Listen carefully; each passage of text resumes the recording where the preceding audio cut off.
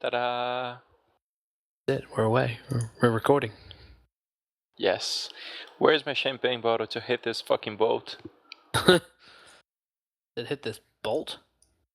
Yeah, boat. You know, a ship. Oh, a boat. I thought it said bolt, like B-O-L-T. Oh.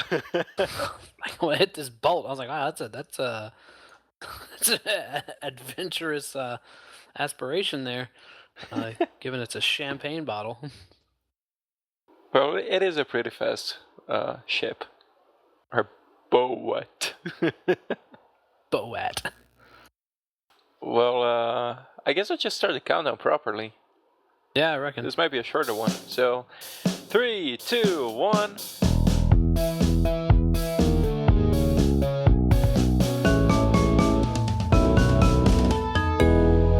Hello everyone, and welcome to another episode of the Shifty podcast. I'm Luís, aka SpartanSloth, and today we have... the only person who makes this work every week, Jim Surbeck. Hey, listen. I feel like I'm the only one who can... I'm telling you, I'm the only one who contributes.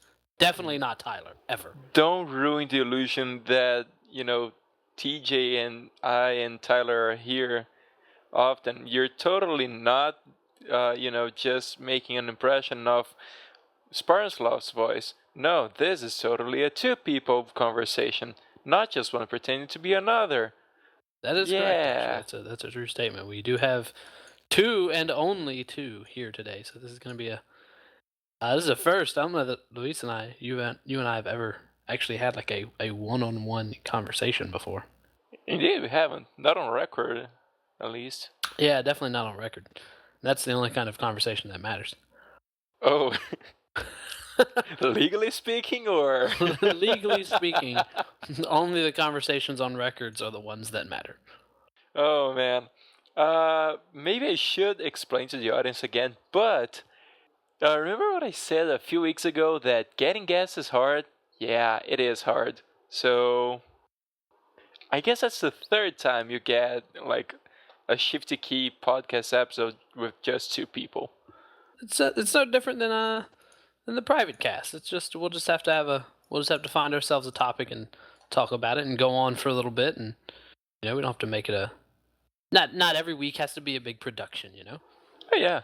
And I'm just a bit pissed because I even wore my nice pants for this. Oh, well, nobody told you to wear your nice pants. Damn it. Although I am a little surprised you have nice pants. Hey, come on. I mean, I thought Brazil was a poor country, Every country's a poor country compared to America. No, all right. America. America. I mean, we are a country in development. Come on. Y'all are fine. Foxconn, one of the big manufacturers of electronics, and that's headquartered in China, has actually, I heard a couple of years ago, was making plans to open one of their factories in Brazil. Huh. I'm curious how that's going. I'll look it up. The Amazon... I don't know how to say that in English, but it's like a place in Amazon where they pay very little, if any, taxes on production and stuff. Which somehow is good for us. I think it's because it generates jobs or something, but yeah. I know there's they have something here in the U.S. Called the Mechanical Turks, and basically it's little menial tasks that Amazon feels can only be done best by people, but it's usually something stupid like involving advertising or picking out words of some kind. I forget. I looked at it a couple of years ago, but basically you get paid for doing a Turk, and that sounds like what's prostitution. A Turk? It's a prostitution. I don't know. Sounds like it's a prostitution thing. It's a task of some kind. I'll see if I can look it up and try to get a better idea. Tasks. Right? Here's a task for you, buddy. Okay, so Foxconn is based out of Taiwan, but they have a lot of factories in China and Shenzhen. Blah blah blah. Okay, so ultimately, the Brazil thing for Foxconn hasn't really worked out, apparently. Oh, wait, Here says Turk is a native or inhabitant of Turkey. Or Yeah. a person of Turkish descent. So that's what Turk means. Right. But I guess. Amazon has what they call mechanical Turks. So they are you make robots money from by working on Turkey. hits. Oh. Okay. Which is a human intelligence task, or individual task that you work on. And as a mechanical Turk worker, you can work from home, choose your own work hours, and get paid for doing good work. Which is usually you get paid like fractions of a dollar to do whatever these menial tasks are from your computer. So basically, the more you can do, the more you get paid. Huh. I will say, before I go any further, I apologize for the blowjob joke because I have no fucking clue what I'm still talking about. I don't know what you're talking about either. That's all right, though. We'll just go with it. We'll see how things turn out. Yeah. But hey, speaking of Brazil, we are facing some issues again. Shocking. Yeah, lately it's like we got 99 problems and, well... And bitches obviously ain't one. Take your pick, I mean.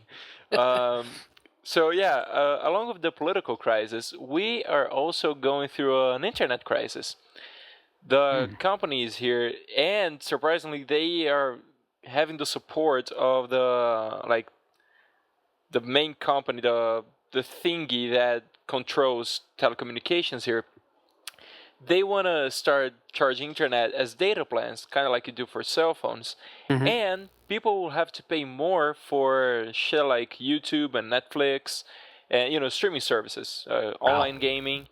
So what they want to do in simple terms is they want to turn us back to the 90s, but with somewhat fast internet. It's fucking bullshit, man. People are freaking out. And then, there's a bunch of people suing them and, trying not to let this process go through. Yeah, fuck that. Yeah, I mean, bunch of fucking assholes. But the thing is, the main thingy called Anatel, which is the one that controls this kind of shit, their president had the nerve of saying that people should then, for example, online gaming, people should then play games that are not online, that don't require any online connectivity. So that rolls out Steam and Xbox and PlayStation and everything. Let's go back to using the Super Nintendo.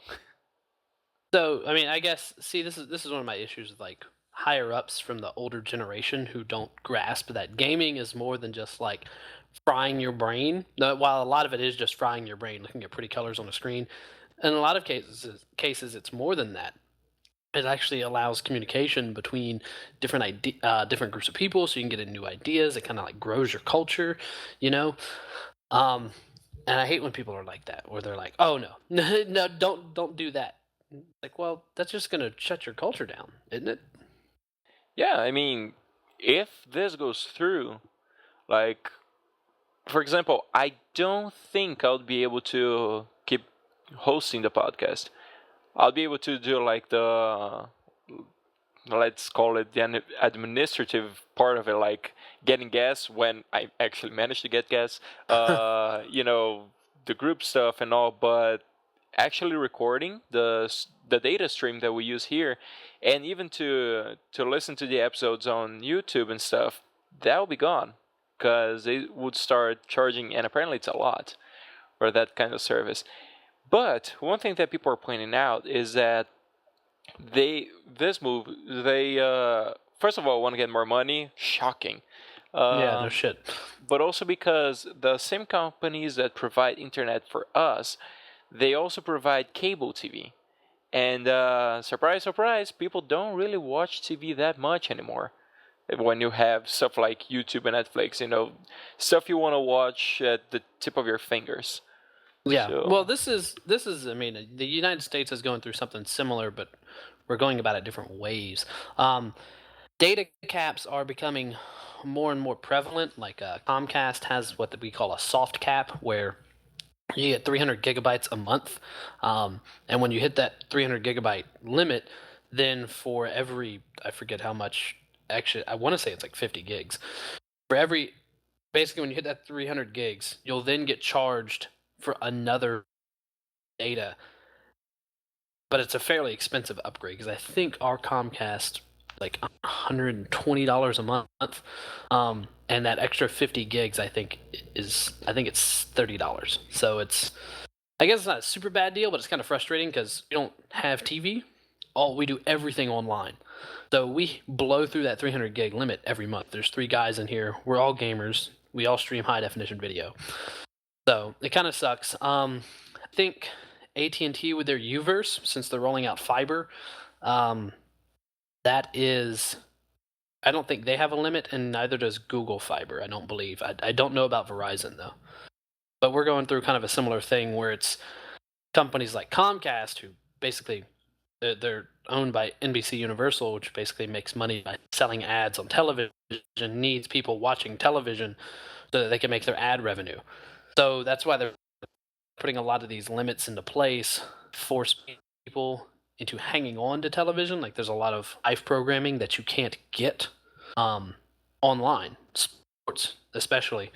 Although that is slowly changing. I saw a couple weeks ago where Twitter is going to be live streaming the Thursday night NFL games this coming season. Oh. Slowly changing. I did hear, like, I saw the headline for an article, but I didn't really click it or anything, that Google was giving away free internet or something. Have you heard anything about that at all? I'm sure Google does do that in lower economy areas. It wouldn't surprise me in the least, because one of Google's former CEOs once said this famous line that has repeatedly come back to bite them in the ass time and time again, which is "Do no evil." So it's yeah, I can do a quick search on that. I can't find anything about what's going on with Anatel because every website that's gov.br, which is I guess Brazilian government, is blocked. So if you're from outside Brazil, good luck on trying to get that sorted out. Because I was just gonna pull up a page and then use Translate to put it in English so I could try to read it, but that is fucking weird. But one of the silver linings of the situation we're going through is that people are very creative here in Brazil. So one of the things that they started is a hashtag on Twitter called, in English it would be Anatel recommendations. So people started posting pics of how they would play video games or stream video. So it's always stuff like, there's this gif of people holding Nintendo controllers and playing, and then the camera slowly pans out to like 2 kids fighting on the street. So it's like as if they're controlling them. Wow. And like, what was the other thing? Some person tweeted that my friend's already following Anatel recommendations. She actually sent me an SMS. Oh, so it's like just going through the internet. Well, I say one thing you could probably do, and I don't know how well it would work, is to set up something called a VPN. Opera, the web browser Opera, is actually offering a free VPN with their current beta for their program. So that might get you around Brazil's limitations. Yeah, maybe. Because what it does is it basically tunnels. Basically, it creates a private tunnel that makes it look like your internet's coming from some other country. Either people will riot, overseas watch Netflix. Yeah? Which is a great idea, by the way, Jim. I'm literally typing this down. But either people will riot if this goes through, or we'll find loopholes and try to manage something. Yeah. It's something that we're also good at as a nation. Yeah, I was actually listening to a podcast, one of my tech podcasts that I listen to, about WhatsApp. I know WhatsApp is like wildly popular in Brazil. Oh yeah. And with their newest version, they have true end-to-end encryption, so that you cannot see the conversation that's occurring between 2 devices. So if you and somebody else start a WhatsApp conversation, y'all have a secure key exchange. It's a digital encryption key. And so anybody from the outside can't look into what you're doing, which is, the Brazilian government is like not even playing with. They're like, that's not happening. And then so they tried to crack down on WhatsApp, and everybody started switching over to something else. I think it was transmission or signal, one of the two. And so I think ultimately the government eventually gave in, but they're still wanting like some sort of backdoor. It's the same thing that's going on between Apple and the FBI. That was going on between Apple and the FBI here in the U.S. Oh yeah, they even managed to go through the WhatsApp block for like a day, which I really don't know to this day if it actually worked for anything or if it was just a retaliatory measure. Like, oh yeah, you don't want to help us, so go fuck yourself. But it's like in less than a day, the measure was Yeah, it was removed. That's what I was thinking of. Because since the government couldn't see into it, they basically shut down WhatsApp's incoming and outgoing server streams, which I think caused a little bit of a small riot in Brazil.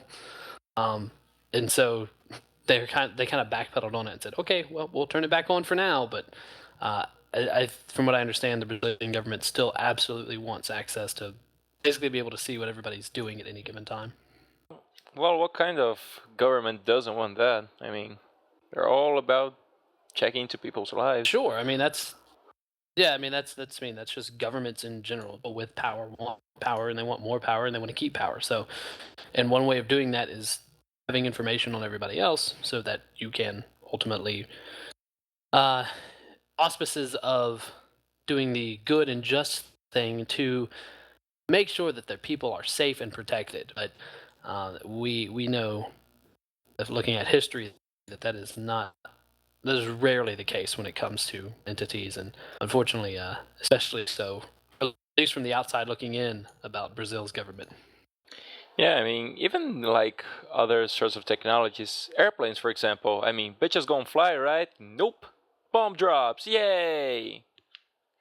So, I mean, eventually bitches fly, but it's even a somewhat interesting story. I don't want to sound sadistic here, but for you guys in America, you believe that the Wright brothers invented the airplane, right?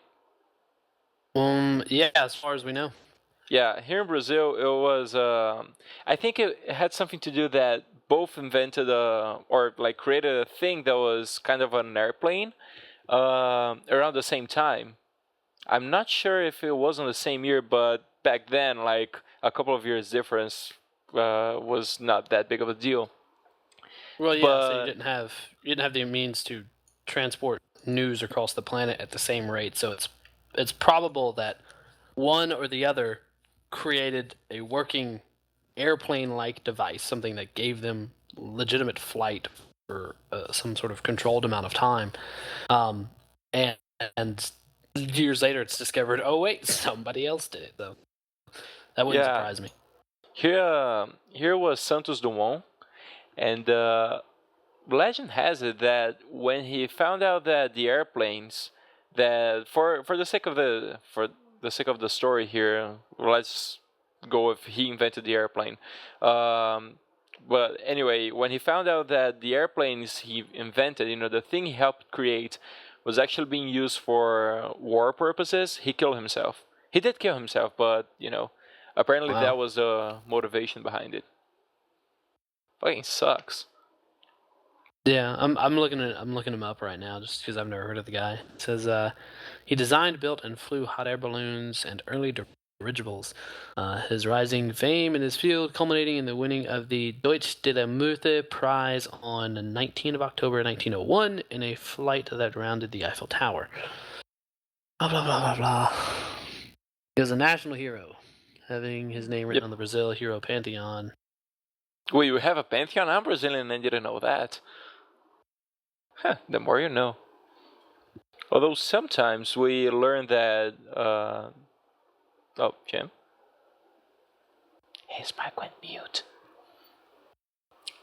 Okay, sorry, I just realized it's that. Alright. When my laptop, when the screen, it turns TeamSpeak off. So I didn't know that. I'm gonna adjust that real quick there. Alright. Hang on just a I can keep going with our hero's history here. Yeah, So I found it. I found the location of that. What is it? The his hero monument. Anyway, go ahead. yeah, one of the people that one of the heroes of our history is called Tiradentes. And a literal translation would be teeth puller or something like that. Oh. Yeah, but not because like he used that as means of comedy or whatever. Apparently, he was some sort of early dentist or something. The thing is, he was for a long time, or is still regarded as a martyr of one of the was it a revolution or a revolt? I'm not sure. From one of our states back in the day, like way ago. Um, but apparently he was kind of like just a fall guy. He wasn't like any real heroic, figure and all that.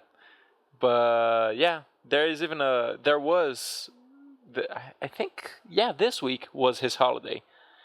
It's like a big deal and all that. But yeah, apparently it's like he just took the blame for a bunch of shit, and then they killed him and chopped him into pieces. Cause people were very civilized back then. Oh yeah. Well, I mean, it's still civil. I mean, people are more civilized than ever nowadays. I'm looking at this guy. Let's see. The Wright Brothers made their first flight on December 17th, 1903. Dumont had his flight on October 23rd, 1906. However, he did have a fixed wing aircraft design, so it's kind of like your traditional airplane. And he also made a helicopter, apparently. So he definitely gets credit for that. I don't know of anybody else making a helicopter that early in history. I was trying to think of a joke with you spin my head right around, baby, but I failed. That didn't work out for you. I can't think of anything. that's a very like specific joke. But yeah, I mean, we have people in history who did things, cool things. Yeah. That's one of the great things about watching The Amazing Race here in the U.S. I don't know if y'all get The Amazing Race down in Brazil. I don't think we do. Okay. Well, it's one of the Bernie and Ashley of course are in it this season, and I'm only watching it because of Bernie and Ashley. Honest to God, my mom loves The Amazing Race, so we watch it every week. Just for this season, I'm watching it because of Bernie and Ashley. I let her watch it because and it is incredibly interesting to see to really see some of the more. I don't want to. I guess we would think of it as esoteric because it's stuff that we don't know about very well. Like the way that they make wine in some countries is the same process they've been doing for something like 3,000 years. Like it's crazy to me that they still make wine the same way today they did 3,000 years ago. Yeah, like squishing with their feet. Well, what they do is they put them in these big-ass jars and stick them in the ground. Oh, really? Let them ferment underground, yeah. Huh. Like, they're just buried, like, they're big pots that are already in the ground. Oh, God, I'm really trying to remember what country that was that they were in. See, this is why people hate Americans. We can't remember any country except our own. But, yeah, so that was an incredibly interesting thing to watch. That and how they make... these type of candied they're candied nuts. they're like walnuts or almonds, and they make this big thick sugary concoction in a pot, and they put 20 of these nuts on a string, and then they dip it down into this pot like a candle, and they're like waxing it with candy, with like sugar. It's just cool shit like that. 20 of these nuts. Yeah, right. 20 of these nuts. So they have to have a very specific look to them. Like the way the candy like actually covers the nuts. This sounds so bad. All right. Anyway, there's just other really cool societies that I would just love to know more of, that I don't get the opportunity to. Yeah. Speaking of that, I actually started listening. I don't actually read books anymore. I just do audiobooks. But I started listening to this audiobook called The 3-Body Problem by I'm gonna murder his person's name, but it's Cixin Liu, I think is how you pronounce it.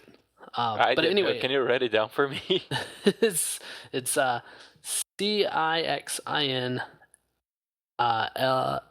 Liu. That sounds about right, I guess. Yeah. So here, I'm gonna put it The in actual chat for you. pronunciation is George. Yeah, right. It is Elroy. I'm like, oh, okay, well, got one letter right. But yeah, it's apparently he is China's greatest science fiction author, and they have finally started translating some of his works into English and bringing over to the nice. Western world, and it is incredibly interesting to like get an insight as to what China's culture is like that we don't really get to see a lot of. I think a lot of the things that are in the mass media are, of course, go through the propaganda filters. So, of both China and the United States, that is. So they're presented in a certain way. It's really interesting because part of this book is written in the 1960s during China's Cultural Revolution, and it is interesting to hear another country like constantly talk bad about the United States when they don't know anything about the United States. It's just really, I mean, I can only keep saying really interesting, but it is Interesting. Yeah, I'm trying to think. It's like an intellectual exercise about how somebody who doesn't know anything about you will as a culture, as a society, doesn't know anything about another culture or a society, or they know very little, and so they warp it into their own uses. Like the early part of the book is talking about Einstein, like how China viewed Einstein, and that he's a reactionary physicist, and that what he was saying is in fact not true. A lot of the things that he came up with was in fact not true, and was just lies to be created by the capitalist machine to incite and promote greed on a mass scale. And it's just one of those things where it's like, wow, like it's so very different than how we see things. Yeah, I mean, for the Western world, Einstein is regarded as kind of a hero Yeah, in a think way, Einstein like and scientific Hawking hero. are the two biggest ones, like the two biggest scientists. Yeah, even Tesla. I mean, sure, he didn't leave. I guess you could say he didn't leave a lot of designs that has his name, but he paved the way for a lot of shit. But I mean, he eventually died poor and almost Well, unknown Tesla at the was time. But yeah. even Tesla is regarded as a big deal. Tesla's Huh. kind of hit and miss. It kind of depends on where you stand on the Edison versus Tesla debate. Edison's a fucking asshole. Well, some people like a lot of people say that, and he probably is. He probably was like probably a grade A asshole. But the thing about it is that where Edison saw an opportunity to get electricity out to a large number of people through the capitalist system, that's what he did.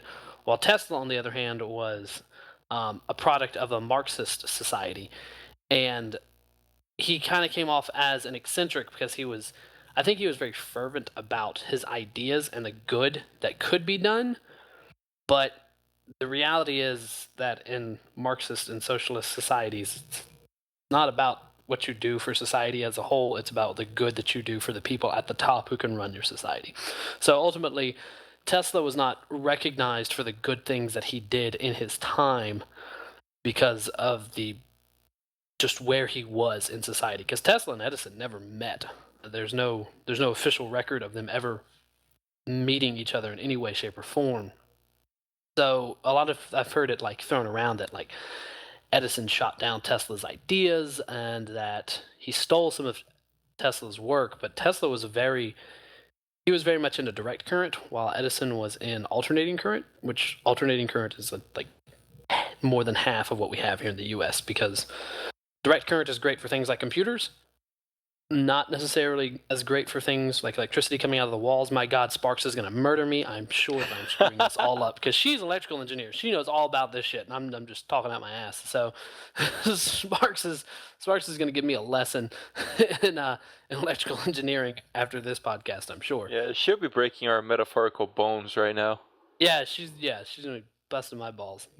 I'm gonna text her and tell her, and she's gonna give me some grief. I'm sure. Tell her I said hi, and I said absolutely nothing about electricity. Just to make sure I won't get beaten. I will tell her right now. There was the thing that Tesla rolled with pigeons, like he was friends with pigeons and stuff. That was pretty badass. And Tesla and Edison did meet once for an epic rap out of history. That was that's my dog asking to leave. Give me a second. I have to open the door for her. Okay. Tyler, edit that out or edit something in. I don't fucking know. We'll do it live. Or just don't put anything. Seriously, I'm not the editor. Whatever you want to do, Tyler. You make it work. You spin my head right round. Copyright claims. No, that falls under the fair use. Fair use, because it is your version of it. You're injecting your personality into the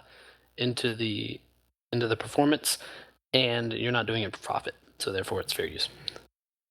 Nice. I wonder what else can I get away with. Oh, and you were mentioning books, right? I am currently reading. I was telling TJ that the other day. I think it was the last podcast I was on with him that I was reading the Imperial Manual for Star Wars. I managed to get my hands on the Bounty Hunter. I'm not sure if it's Bounty Hunter Code or whatever, but it's like a bunch of stuff about bounty hunters and their commentaries by Bosk and Greedo and Boba Fett and stuff. That's the one I don't have. I have the Book of the Sith and the Way of the Jedi, but I do not have I don't have the Bounty Hunter one yet. Oh, they do have an Imperial Handbook. Holy shit! It's Imperial Handbook. Yeah, this is Star Wars Imperial Handbook. They do actually have a handbook. I'm gonna have to. Yeah, because in Portuguese it's Manual do Império. So. Shocking. Yeah. The Manual of Imperialists. Got it. It is pretty nice.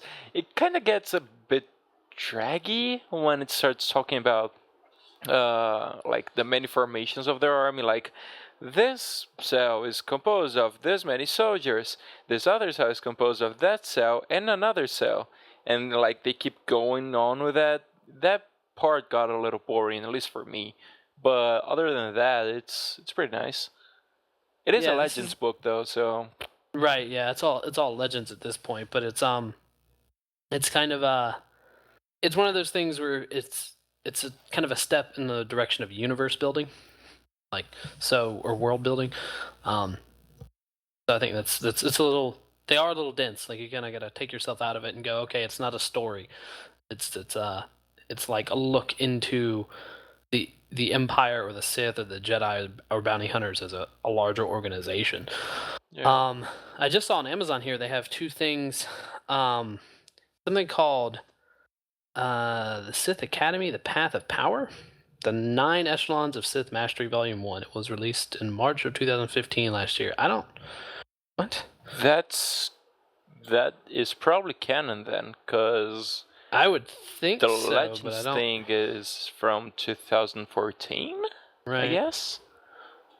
But yeah, Imperial Handbook. That's the name. This looks like it's almost like a parody book or something. This is. Oh. I don't know. I'm gonna have to Google this. I don't know about this. This seems odd. Anyway, go ahead. You're right about the whole thing that it's part of the universe building, because as bored as I got, it gave me a really clear idea of how fucking massive the Empire is. Like, it would be one thing to say, so we have a bunch of guys and a bunch of guns and we're pretty fucking big. The other thing is like going to detail about it. Because when you go into detail, you actually believe that. It's like, holy fuck. Like, these guys can deploy some troops and like take over an entire fucking planet. That's a big deal. Okay, all right, yeah. These books are like it's just like a fan group who made this. Like it's a people who are calling themselves like the first real Sith Academy, and they have like you can buy costumes and stuff. Okay, they're not like affiliated with Disney at all. Oh, there was one thing that I think it was either São Paulo's or Rio de Janeiro's Jedi Order. They like compiled a book about Star Wars for.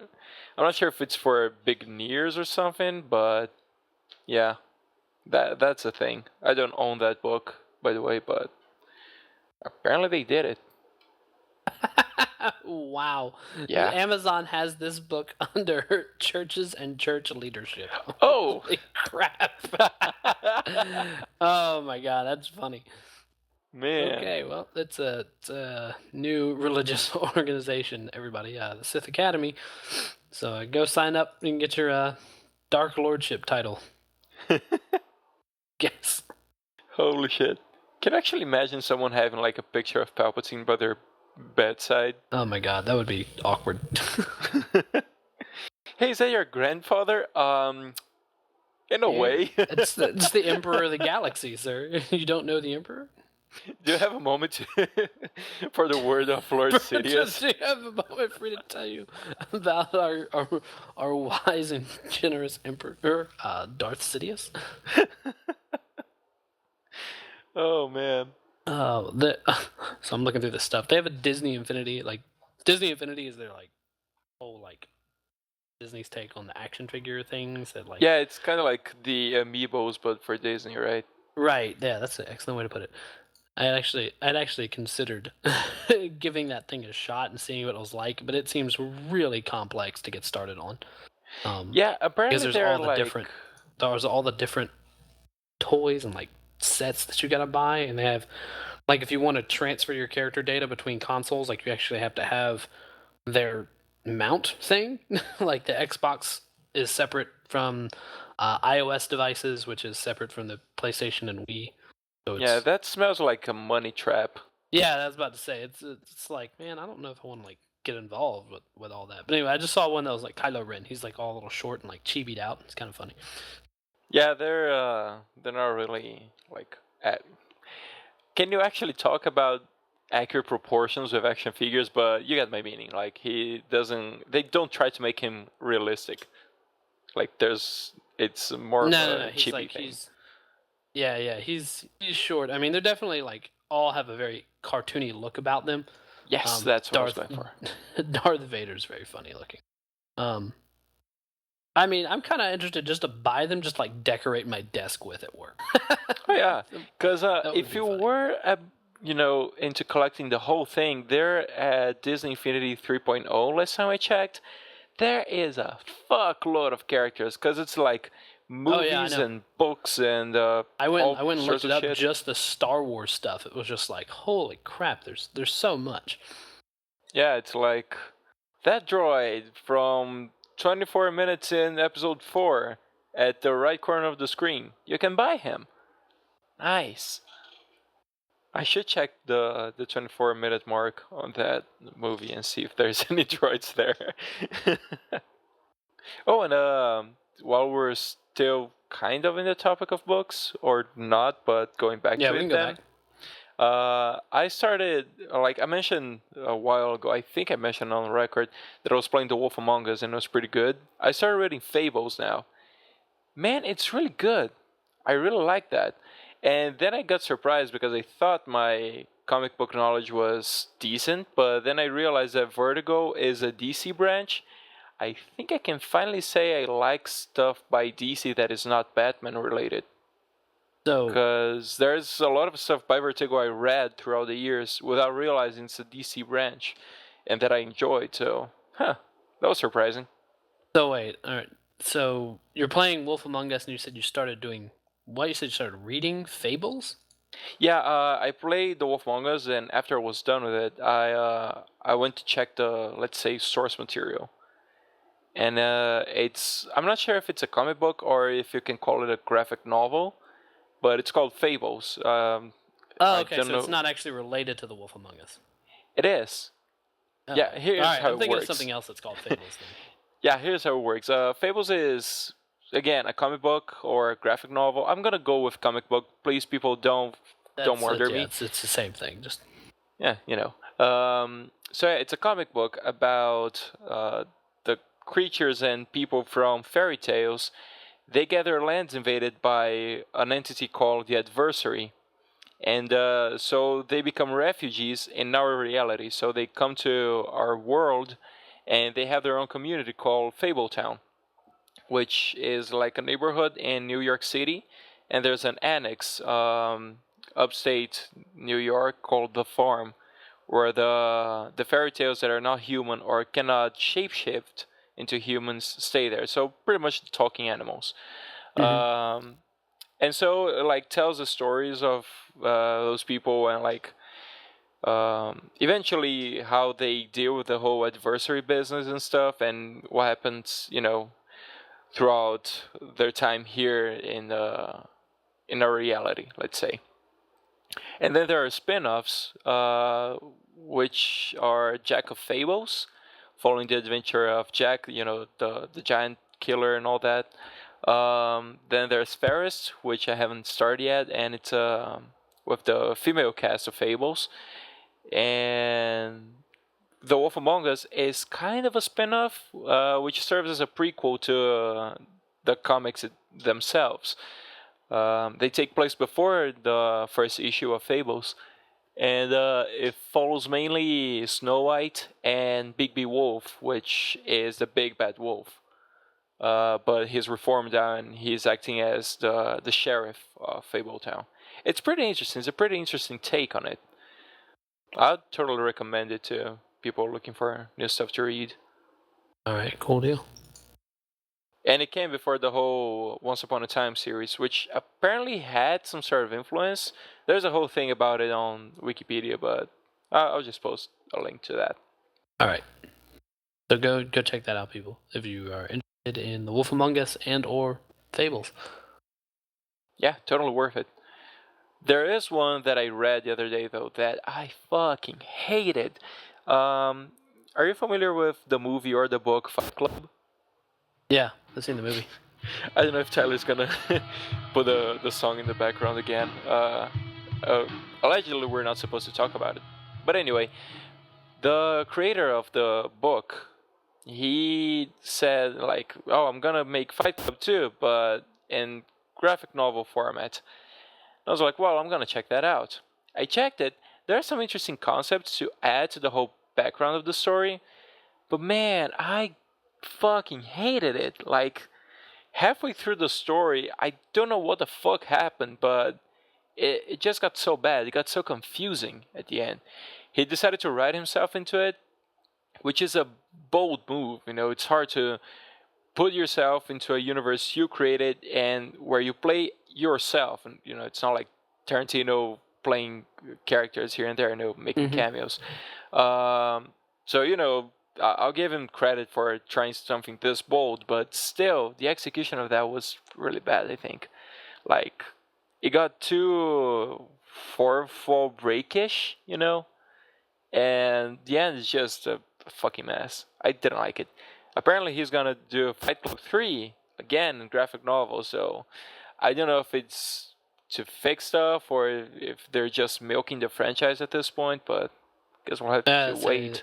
Yeah, probably just milking the franchise at this point. They probably couldn't get the funding to make a second or third movie. They didn't, so they just went a different route with it. Yeah, moo bitches. Actually, yes. Oh, I was gonna say I actually read bought and read the first volume of the new canon Star Wars Darth Vader comics, and that was How are they? really good. Yeah, that was. It's great to see Vader being the unremittent badass that he is, but it also shows him being intelligent and how he manipulates situations. No, so not just like a towering dude in a black armor being all right. badass. He's not just a blunt object for the Emperor to use. He actually has he actually has his own his own schemes in the works, and he is not. He definitely proves why he never gets replaced by the Emperor. He's a character who is not just incredibly powerful, but he's also incredibly smart. I just picture Palpatine grabbing Vader by the legs and hitting people with him. But yeah, that was one of the breath of fresh air that I got from The Force Unleashed. Because sure, the game centers mainly on Starkiller, but it was interesting seeing that Vader had his backup plans and stuff. I kind of wish they had finished that storyline before they canceled out everything. And the action figures that came with it were really good. Oh my god, I've got to turn off the auto lock on my computer. I was gonna ask, have you watched Star Wars Rebels at all? I did watch the first season. Now, apparently, I have to watch the Siege of Lothal, which is like kind of a It's kind of a movie. mini movie. And then I have to get to season 2. So Yeah. I've only watched season 1. Okay. Season 2 is a lot like season 1 in that there's the beginning of it and the end of it are really good, and kind of in the middle it kind of thins out and isn't quite as so good. There's a lot of filler episodes, and it still shows how it's very much like a Disney kids movie or show at times. Yeah, But, they take it pretty lightly with some stuff. Like usually the shots are to stun, not kill. Or the stormtroopers are incredibly terrible at shooting. Yeah, I mean, well, that's episode 4 kind of did that for them.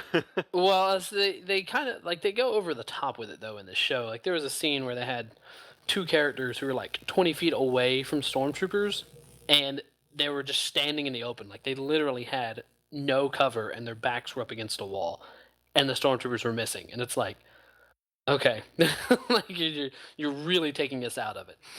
So, and we know that stormtroopers can in fact shoot because both R2 and Princess Leia both got shot in Return of the Jedi.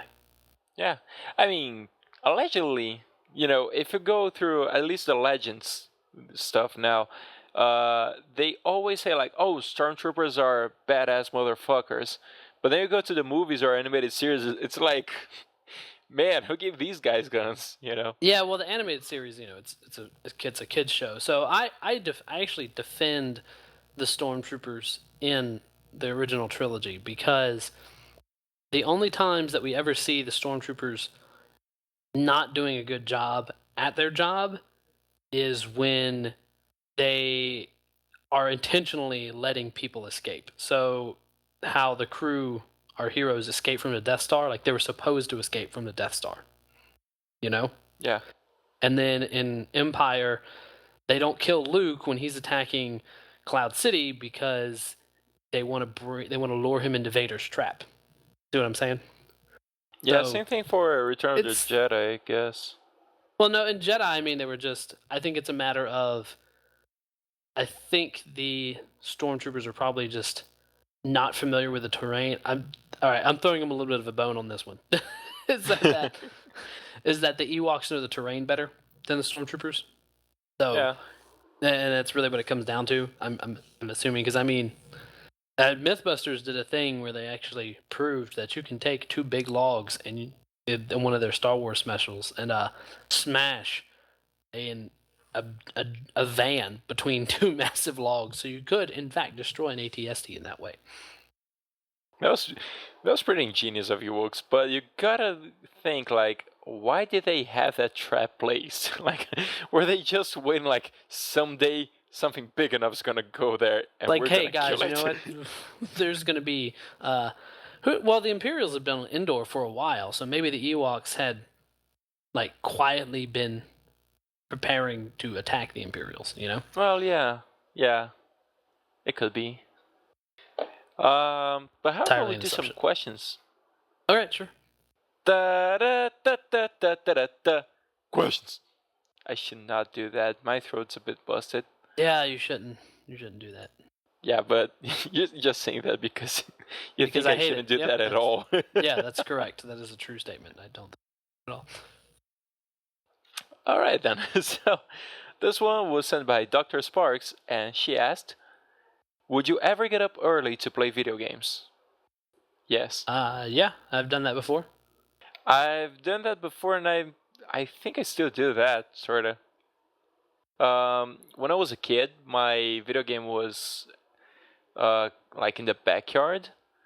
We have like a spare room in the backyard of my house, and so like the other TV and my video game were there for whatever reason. I guess my parents just didn't want me playing games when they wanted to watch TV, and so especially like during the weekends because I didn't have school early, I'll wake up at like 7 or something, sneak out of my room, and then sneak out to the backyard to play video games. So they wouldn't like I wouldn't wake anyone up, and they wouldn't be like, "Oh, what are you doing up this early? Like, you're going to play video games already?" So yeah, that was a thing. Yeah, If I would just. kid me, I would. sorry. Go ahead. No, If no, kid go me ahead. knew I had a television and a video game in my bedroom, I would probably freak out. You'd just never sleep, probably, would you? Well, as a kid, probably not. Nowadays, I value my sleep so fucking much. Yeah, that's a true statement for sure. Well, I know when I was younger, I was hella addicted to Pokemon, and I would remember when it came out, I would spend every possible second that I could playing Pokemon. Even I would get up early in the mornings and play it on my Game Boy before I had to actually get up and go to before my mom would take me to school or I had to go to the bus. The good old days. So the next one is by Sunny8P, and he asked, I still have to read the questions because it's from like a post with a bunch of them. Okay. Okay, the question is, how would you find other superpowered individuals without alerting the people who are secretly hunting you? So I take it that I'll be a superpowered individual and I will have to find others without alerting people who are hunting me. Huh. Okay, so I Yahoo just want to make sure answers. I just want to make sure I understand his question. So it's basically if you're a person who has superpowers and there's a group of people, so like basically you're a mutant in Marvel, and Yeah. you don't want the anti-mutant government getting a hold of you, how do you get in touch with somebody else without? Right. Okay. I mean, I feel like that's fairly easily addressed in any kind of X-Men comic. I mean, I guess it would depend on what kind of like superpowers you had, you know. Here's what I would Because do. Oh, sorry. I thought you were finished. no. I mean, go ahead. I don't really know. I don't know that I have a very good answer for this one. Yeah, so here's what I would do. Either go to Yahoo Answers and be like, hey, any other muties around? And then, see if anyone replies. Or start a prank channel using my powers. And then, if the government or whoever was hunting me came up, I could just, say, hey, it's just a prank, bro. But the people with powers will know what was the real deal. So, bam. I'm a totally legit mastermind. Yeah, Trust I would. me. You could probably gain like some degree of like notoriety using your powers and like, but play it off as camera tricks in doing like YouTube videos. You could become YouTube famous. But say, oh yeah, no, that's just really good work in After Effects. But don't forget to say it's just a prank, Right. bro. What is your opinion on prank channels, by the way, Jim? I'm stalling so I can find more questions here. I mean, I think pranks are very funny so long as nobody legitimately gets hurt and there's no property damage. Otherwise, I'm pretty all right with pranks. Alright, I found the thing here. So this next one is also by Sunny8P, and he asked, what do you use your right hand for? And what do you use your left hand for? For example, I use my left hand to write. I use my right hand for ball-related sports. For what related sports? Ball-related. Pole? P-O-L-E? No, ball. Like basketball, soccer ball. Oh, okay. I was gonna say you could try spelling the word, but all right, ball. Got it. I mean, I use my right hand for that's my dominant hand. So I mean, I don't write anything anymore hardly. So, but it is my writing hand. But otherwise, I'm pretty ambidextrous. I mean, I type with both of my hands. I can use a mouse with both of my hands. Use my phone with both my hands. Yeah, Man, I mean, I am aside pretty, from writing, I'm pretty ambidextrous with them. I am pretty uncoordinated with my left hand. I cannot use a mouse with my left hand at all. Yeah, I mean, my dominant hand is my right one. I use it for pretty much everything. And, there are activities that require the use of both hands, like typing or playing games or playing instruments and that sort of stuff. So, of course, I use my left hand as well. I mean, if we go for really small stuff, I can hold. Probably. Yeah, I mean, if we're talking small stuff, we're probably talking about you jerking off, right? Go on. There had to be a jerk off joke in there somewhere. But hey, as really coordinated as I am, I'll probably rip my dick out. I use it. I can use my left hand to open the fridge or hold a glass.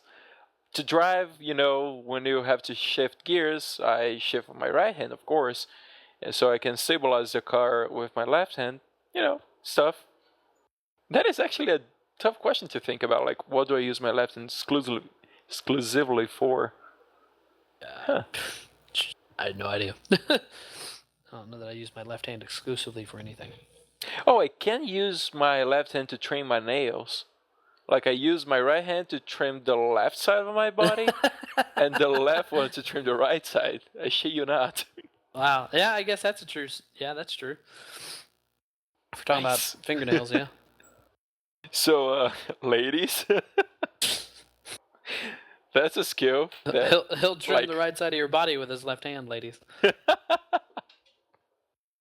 That's a skill that probably just 50% of people on the planet have. I'm pretty exclusive. Yeah. Sure. Well, with that, I think we can wrap up. Jim, do you want to ask the question for the audience this time? Oh boy, was not prepared for that. Okay. Given the choice between the Gears of War 4 beta or playing the Mirror's Edge Catalyst beta, which one would you go for first? Oh. They're both coming out this coming week. Well, if I had to answer this one, I'd probably go with Gears, although I've never played any of those games. I think I'm a big Gears of War fan, so I think I would definitely play Gears of War myself, but I got the beta code for Mirror's Edge Catalyst, so I was like, I didn't know there was a multiplayer component to it, so that'll be interesting to try it out and see what it's like. Mirror's Edge is like the parkour game, right? Yeah, it's a first-person parkour. Man, that must be so dizzying. I bet you in VR this shit would be wild. Oh yeah, that would probably be cool. I have been playing Sunset Overdrive, and once you start leveling up, leveling up in a way, progress through the story and unlock new stuff. As you progress, that game becomes really fun. Like, it starts off a bit slow, but then you can get to the other side of town in a few minutes.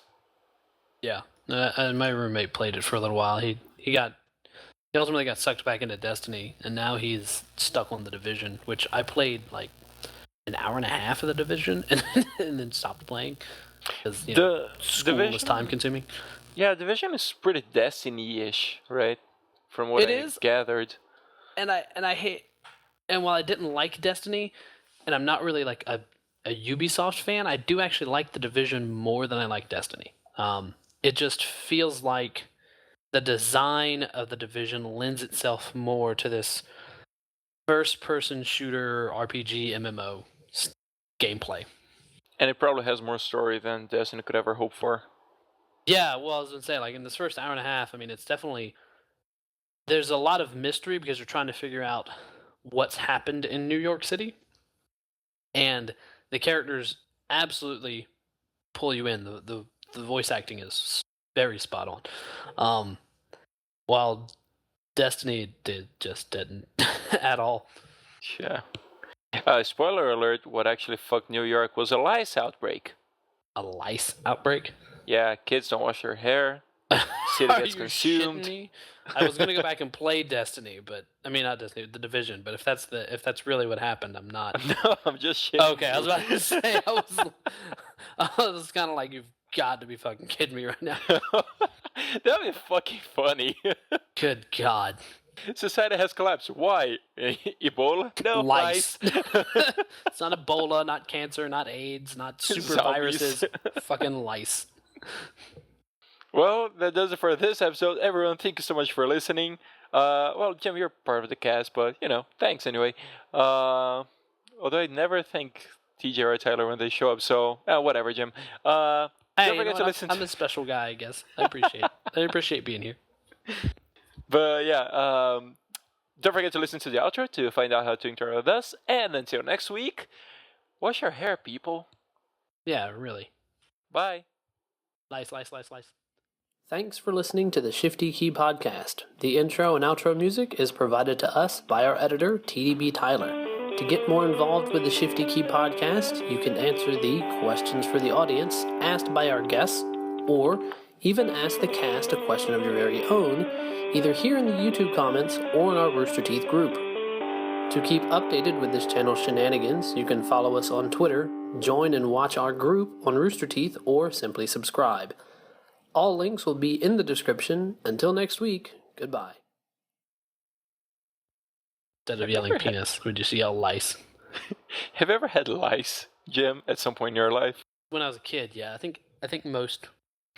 We get it. Stop recording any fucking time now. No, I just have to leave a side note. Tyler, you're a lice. Tit.